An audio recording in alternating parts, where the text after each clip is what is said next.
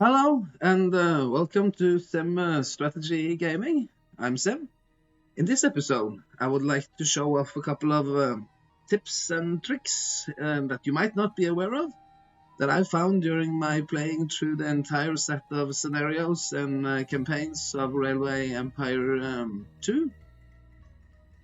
Some of these tricks are a bit exploitative, like this, the one that I would like to show now. But then cheating a little bit, that might be a good thing if one wants to achieve a great score. And what I want to talk about now is how to place these stations. And as the cities start out very small, it can be really hard to place the stations. There aren't really enough room for this. And what I want to do now is build a circular zone. I'm really fan of these circles, and I want to build a circular zone from my hometown up to Combinator, Kochi, Tiruvananthapuram, and Nagercoil, and back into Madurai. And then, first of all, I see that there is this great path up here. So I want to build a station like this here, and I want all of the stations placing outwards because that is in many ways much easier, and I want to place it like this. But now one can see I can only have 4 lanes because I sort of crash into my headquarters there. But then if I build one here, and then the allowed region expands a little bit, and then I can build a new one right behind it, and then there will always be room for 4 lanes, and this is a much better placement. And in my hometown, I can freely build new stations as I please. I can build up to 3 stations. And now I just go and delete the other ones, and now I have a perfectly placed station there. But then, when I come down here to Nagelcoil, on top of this mountain, I don't want it to have it like that. That is way too far down south, and it's also on top of the mountain. And now I cannot place a new station here. At least not when I'm in not in open sandbox mode, and I am in open sandbox mode now. So in open sandbox mode, you can actually place as many stations as you would like. But then I can, but not more than 3 stations in a city. But say if I were now not in sandbox mode and we're doing this, then I have to connect the cities first before I can do anything, before I can make new stations. But then what I can do is that I can just kind of a quick connect the first. No tunnels, because tunnels doesn't give me any refund, but I connected without using any tunnels, like this.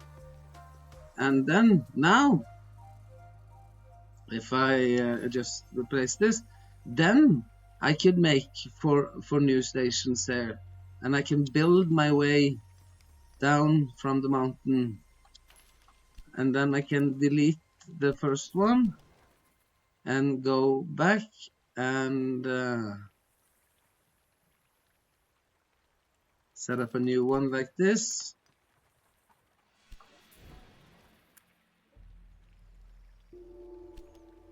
And then comes perhaps the last. Should that be the last? No, actually, I'm going to be really exploitative here and move it all the way down here. Make sure that you get all of the 8 tracks, because when I delete the first station, that those tracks that disappear, that were crashing, they don't come back.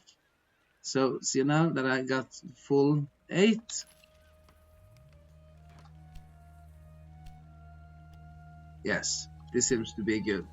And now the Nagelcoil station is placed much more neatly, and I can just go and delete all of this, get a full refund, and now make for a perfect little route between my hometown of Madurai and down to Nagelcoil, and it will be much easier to connect it to Tiruvananthapuram, if I can pronounce that correctly. and like this. Perhaps a little bit going around the mountains. There, see? And now I started on building this very nice little circular path that I will continue up here through the other cities. But the trick here is now I used to be only allowed to build it up here, but I moved the station slowly and expanded on this region where I'm allowed to build. This, of course, is not really how the game was intended to be. We intended to grow the cities and then slowly you could place it. But you can also do this in the very beginning, and that is very beneficial in many ways. That really makes for great setups and great circles in particular. And here in France, on this mission, it's a good example of how I moved the stations around a bit in order to make for better and smoother curves as I build up these zones, particularly here in Paris. We can see that there is this northern zone in Brussels where the stations have been moved quite a bit outside, and I did this in the very early parts of the game. Now, of course, the allowed region has expanded very much because the Paris has grown, but at the very start I moved this station here belonging to the Brussels region all the way up north, and also moved this station here all the way to the east. Not all the way, because it's hard to move the third station. And I can also expand it a little bit by building factories or immigration offices in the cities. But here, for example, also moved it all the way down to the southwest. So one can see that this makes for very much shorter paths and smoother curves. And perhaps smoother curves being the most important. Would like to have this one all over here, but that makes for a problem because one can only have 3 stations simultaneously. So the last and the third station might be just have to be placed where it is, but at least the 2 others are placed very neatly over here. And Cannes also moved the station way down here. Started out by building this immigration office there, put up a station like this, and then a new station like that, and then the third station up here. Keep in mind that one must sometimes, if it is in your hometown, you have to connect these stations, but one can just simply easily connect them and then delete that connection afterwards. Also here at Rams, move the stations around quite a bit, and then that makes also for the stations to be much more apart, or otherwise all the stations will just have to be awkwardly placed in the middle, which would make for tight and bad curves. Take note that all of these stations are placed in circles, and when you build the circles, it's always best to build them facing outwards, because if I want to add more lines later on, then these curves should not become tighter and tighter. They should become more and more broad, or else I would or else these gridirons might become very long. If I force them to become tighter and tighter, then the gridirons might be very long, and that would not be the best. Also here in Brussels, perhaps the outmost example of how to exploit this rule, Brussels being the city up here, and I moved it all the way down here to the south, to the very, very edge, long before Brussels had grown into becoming such a big city, and also all the way up here to the east. Moved it quite a bit around, but it makes for much smoother curves, and in the game, as the game runs on, this really makes for a big difference. So it's a good but a little bit exploitative tip. You can see here Nantes as well. Also move the stations around, spread them all over the red disallowed region that can become allowed if you're just a little bit tricky about it.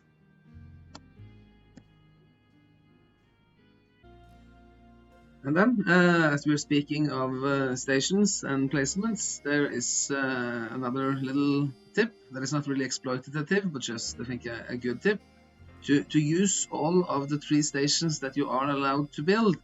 If needed, it doesn't necessarily have to build all 3 stations, but say here with Montreal, for example, Montreal is part of 2 circular zones. One here that we can refer to as the Quebec zone, and then there is this Midland New York zone. Let's call it the New York zone, being part of the New York concession. And then there are warehouses in both the zones, but here there are only fruit.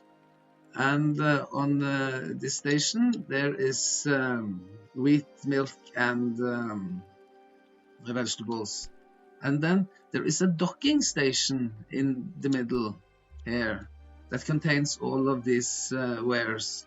And then from the docking station, if one puts up lines with all the resources that really doesn't fit into the circular paths, that doesn't really go onto the main line, they can all be dragged on into the docking station and then into the warehouse there, and then I can freely choose where the different wares are going, and that can avoid conflicts. One can see that in the Quebec zone here to the east, there are already fruit coming in here from Boston, so they already got their fruit, and then I don't want fruit to be shipped all the way from south of Boston and on to this middle zone here, the New York zone.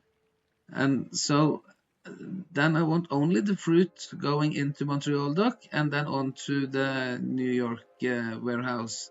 But when it comes to the wheat, I want the wheat to go into the Quebec zone, but not onto the New York zone, because they already got their own wheat. And the same is the story with the vegetables. They should go on, not onto the New York zone, because they already have vegetables here. They should go on to Quebec. And the same with the milk, that should also be contained in the Quebec zone that it is a part of, because New York zone already got their own milk. So to put up a docking station might be a very good tip, and then to just freely choose which warehouse it's going to. And the last thing that I want to point out in this regard is here at Syracuse, also setting up 3 stations like this, and having Syracuse belonging to 3 circular zones, both this Ontario zone and this New York zone that I refer to as the New York zone, even though New York is down here. That's because of the name ways that the concessions are named. This is the New York concession zone, even though New York is way down here. And then Syracuse also now being part of this big Midlands zone. And then Syracuse will have experienced an explosive growth from being part of all of these 3 zones. And then one can have warehouses in some of the cities. These 2 are mirroring each other, while there were no use for a warehouse down here, because that southern zone, it took care of it itself. So then one can have a post office. Then one is much more free to choose where the different goods should go and how to export and import from these different zones, and building proper zones like one can see here on this map. That is perhaps the most beneficial trick, and to not think of each city as a city in itself and what does that city need, because then there becomes so many cities and so many needs to accommodate. So one will completely messed up. One will not be able to comprehend what one is building. But if one builds zones and build clusters of cities together, then one can more easily think of what does this cluster need, and what can it export into a different cluster, and what does it need to have imported from a different clusters. So that's my perhaps best tip. Think in clusters, do not think in single cities. Another neat little trick is that if you find yourself being sabotaged or on the Florida mission, Flagler's Folly, if the Key West extension has been damaged or something happens to your track, so that they cannot be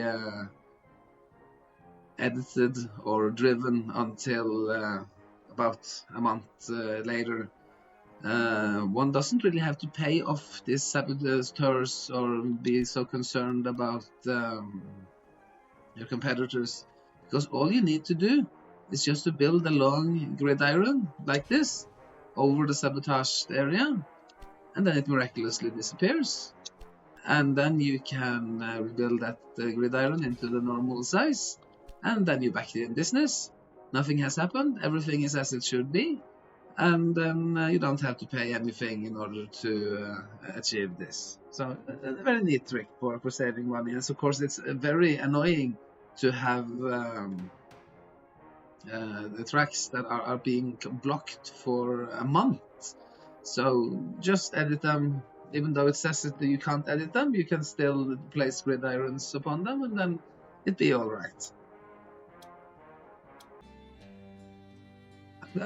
From time to time, something bad happens to your trains. You might experience a serious breakdown like this, where maintenance is below 50% or below 30% or something, and then breaks down. And then this is serious, and it can block up traffic. Now there is only one train on this particular line, but there could have been a lot more. And then what to do with this? Of course, this is due to me forgetting to build a maintenance depot here. So first thing that I should do, of course, is to build that maintenance depot. But still, I have to wait until this train sort of fixes itself enough that it can move all the way, and that will take for a long time. But a little trick here is just to go in and change the train into something else, and then it has full maintenance. It costs a little bit, but then to have full maintenance, and then I can just change it back, and then full maintenance and full supplies. And now it only has a small breakdown, and a small breakdown takes so much less time to fix than a big breakdown. So that's a very neat little trick. You can also experience some problems, particularly on very long lines, like this line here, for example, going back and forth, and sometimes the game bugs a bit, I think. And then one can experience breakdowns. And at least when one updates a long line, when one builds a already long line even longer, and then updates the trains so that they will make them go for a new route, there can also be a little bit of problems. And of course, one can go in here and change it back and forth.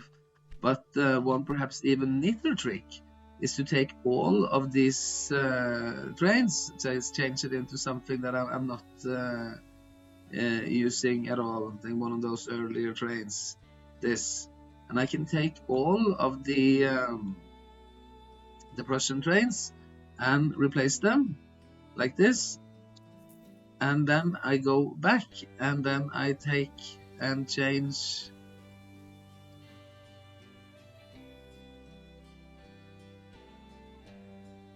all of them back again. And now all the trains on this line, all of that type, have now been changed into having full maintenance and full supplies. Costs a little bit, but then I save up on the maintenance cost later on, because they're all filled with maintenance, and then they don't need maintenance for a long time. And then there are also much fewer of these small breakdowns that is due to them having a little too little maintenance.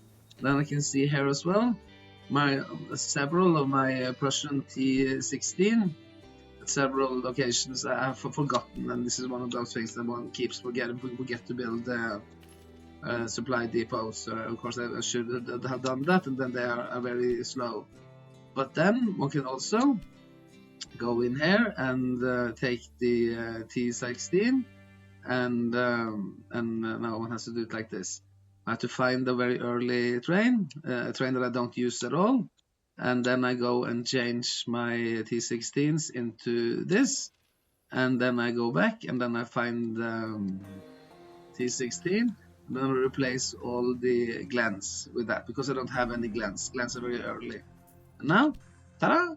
Everybody filled up to the brim with supplies, and then my little mishap has been entirely forgotten, and they have everything that they need right away. And then sometimes there are some problems with these gridirons. Now there have been a blocking up here. This train has been waiting for free time track for some time, and the rest of them as well. And this might be due to this sort of setup here. It might have to do with gridirons. It might have to do with the placement of this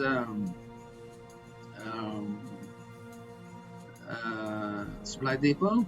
But then, if one, perhaps the best fix would be to remove the supply depot, and that might take care of the problem later, and then traffic might start moving again a little bit.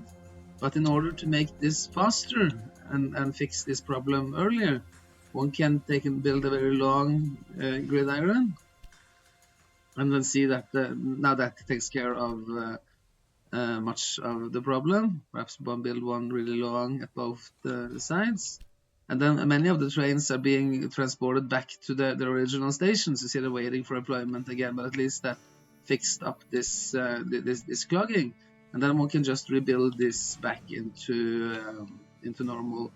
Then I think I'm gonna skip on the supply depot here in the middle, because supply depots should not be placed too close to a station.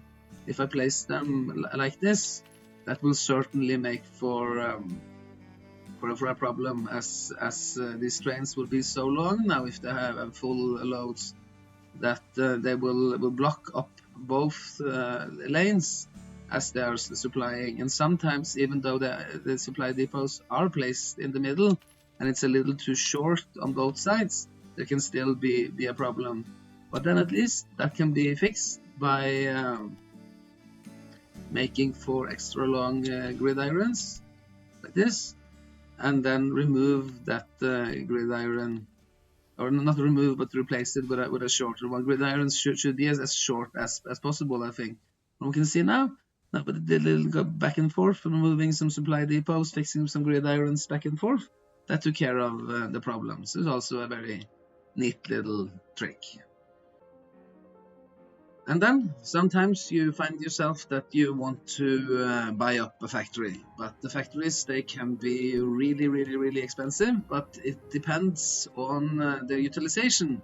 I'm not sure if this is the best example, because utilization here is kind of low anyways, but it costs over 4 million, and then there are 2 ways to decrease the price of a factory, and it takes some time, and it's not a perfect trick in any ways. But first of all, one might starve it and make sure that it's not getting the resources that it needs, like this. Now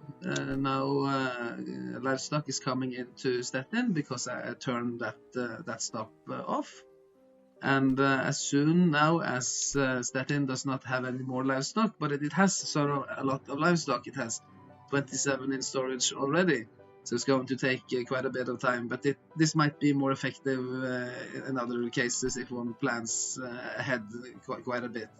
Of course, then it means that they will produce less. But as soon as they are not producing, and they have not been producing for some time, then utilization goes down, and you can buy it up more cheaply, and then turn that supply on again as soon as you are owning the city.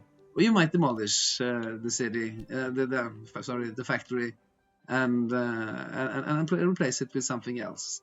Another way to decrease the price of a factory and make sure that it's not being utilized as much is to choke it and to make sure that it fills up its storage by not picking up the goods. And no one has to do this for all the trains that are picking up goods. Simply go in here.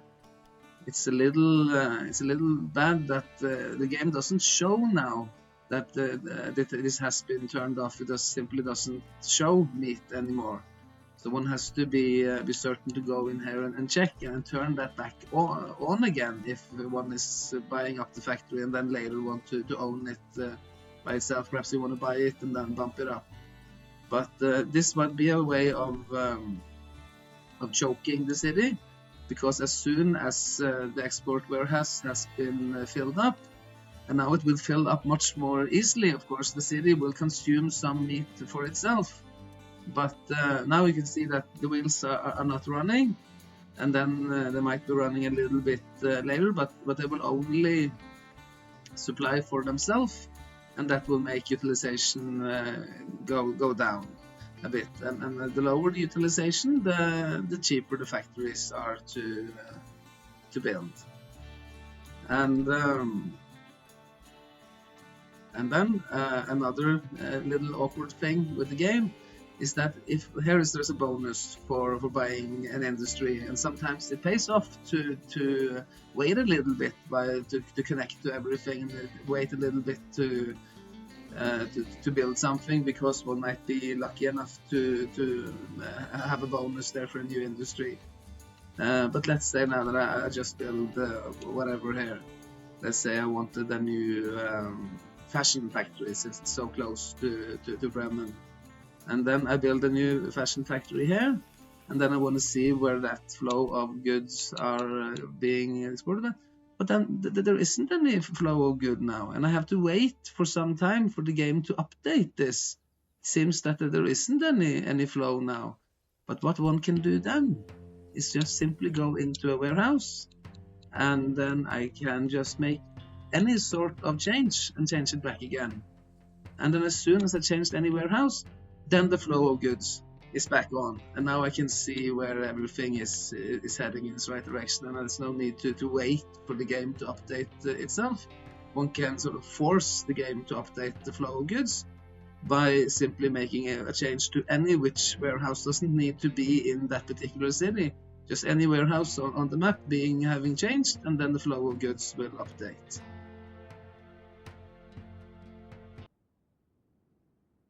And then a really important trick that I might have mentioned in one of my previous videos, making money in Railway Empire 2.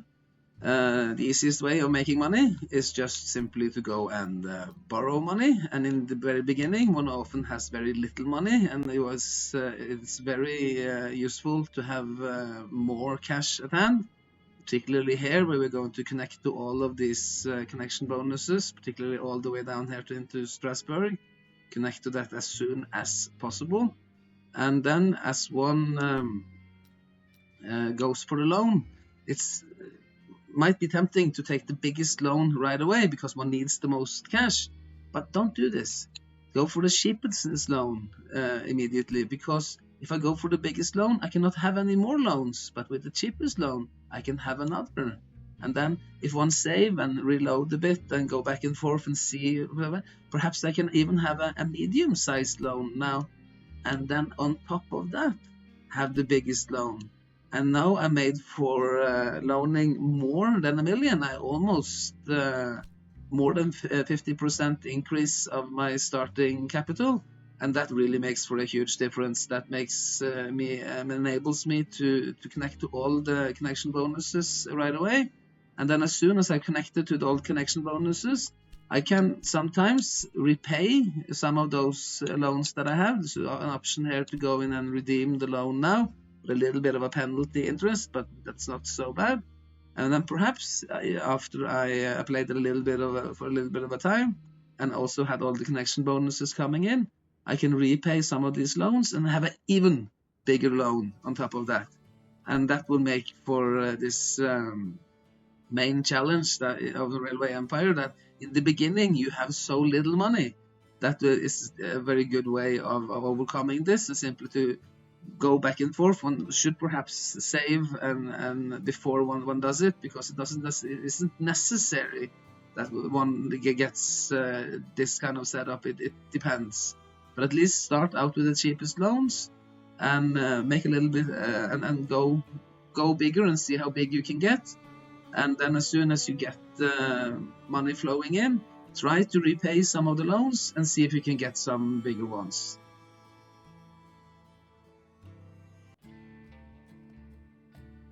And then there is a trick, a very important trick actually, when it comes to these mission objectives, where one has to transport a certain number of passengers without changing trains from one destination to another. And particularly here in the Alpine map, where you're going to have to go all the way from Vienna and all the way through Venice, Milan, Turin, Nice, Marseille, without changing trains at all. And of course, the way that I set up my lines is such that this express train here, it goes through all of the stations. Of course, why shouldn't it? It tries to pick up as many passengers as possible on this very long route. But what happens then is that if I go in here and have a look at the destinations for passengers and mail, it says that when it from Vienna, when going to Marseille, it goes to Turin, and that doesn't count. That is not without changing trains. And why they change trains at Turin? That is due to this game mechanic, that it always takes the shortest route. And I'm not quite certain why it changes train here. It might have to do with this curve that is tiny little bit shorter, but anyways, I would have to, in order to achieve this, I would have to delete the Turin stop on the way to Marseille. And one can see now that I did this. Then I have to go back and see, did that take care of the problem? No, Marseille now still goes through Rux. So then I have to delete the Rux stop as well. There is a hotel at Rux. I could of course have turned off that hotel, but that hotel is sort of an important hotel, so I don't want to do that. So I have to turn it back. I would have to turn that off, so that do not stop there, go direct. And then one has to go back again and see, is there now a direct passage from Vienna to Marseille? No. Now it goes through Gretz. And then I have to turn off that as well. And one has to do this back and forth and really check, because if one doesn't do this, I think it's then you will take an eternity to reach this number of passengers. Even though there's just 60 passengers, most of them are changing trains, and that wouldn't do. One has to be absolutely correct, direct. So now it still goes through Nice. So then I have to go in here and have to change that again. I have to take away the Nice stop.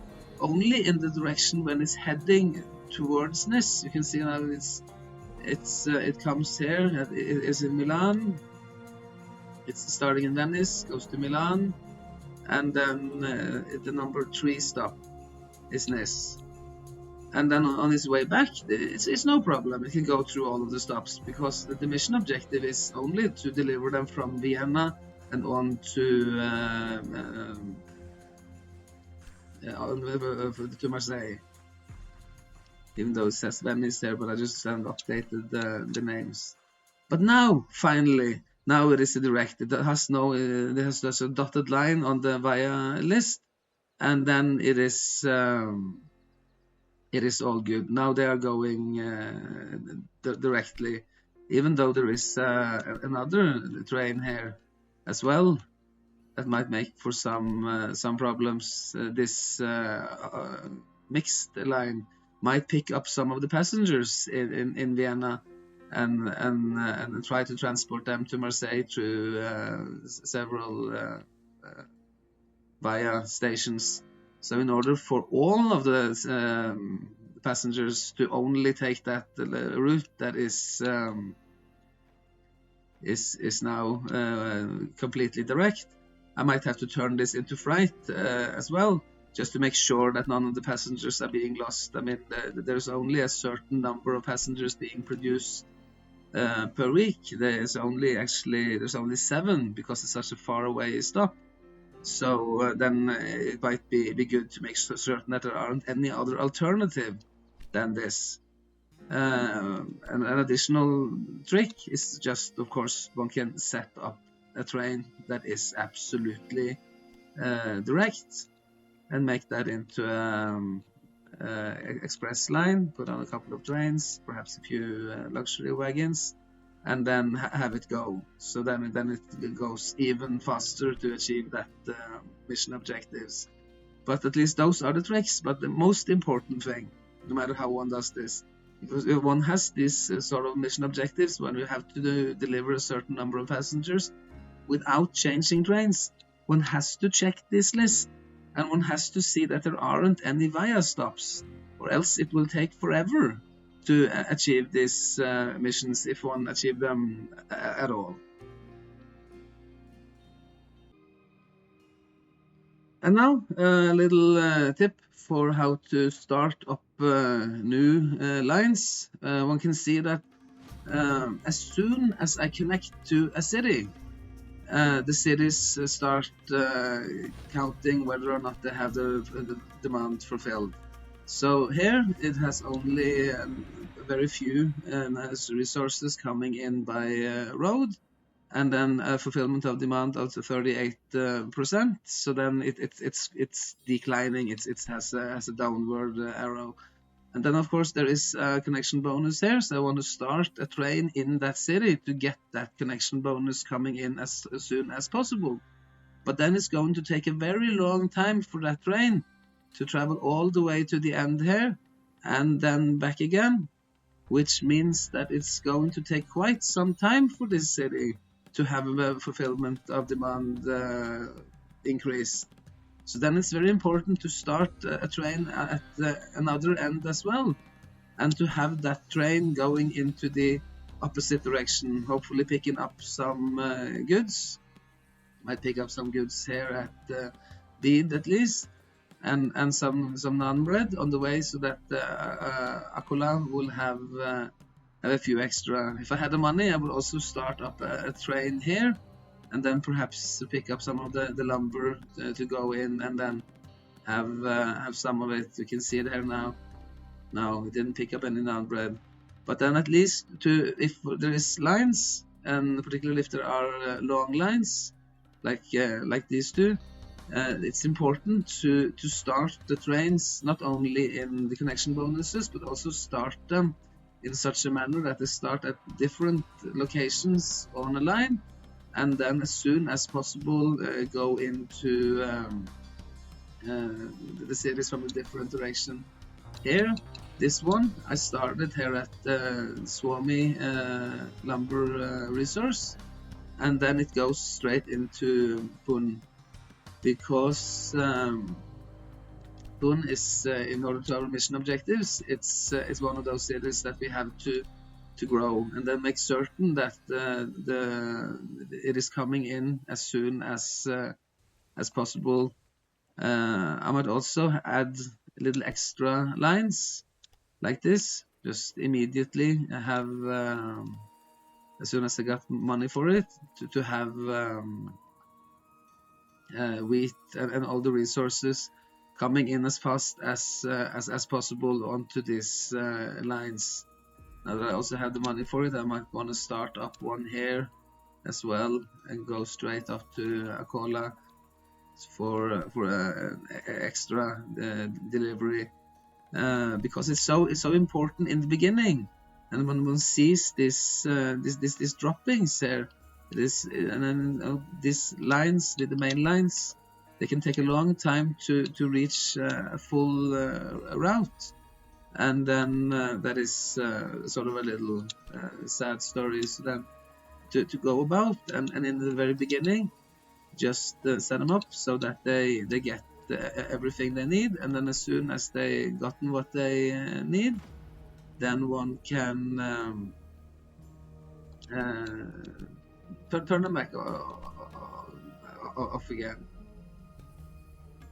So as soon as this train now reaches Pune, we will delete it, and then Pune will have enough wheat for its non-bread factory. See here now, but then finally is and then it has done its purpose. And one can see now that it bumps that up really nicely right away, so that it grows early from the beginning. Because if one just sets up these lines in the connection bonuses or in each end, one should at least set them up in each end or several occasions.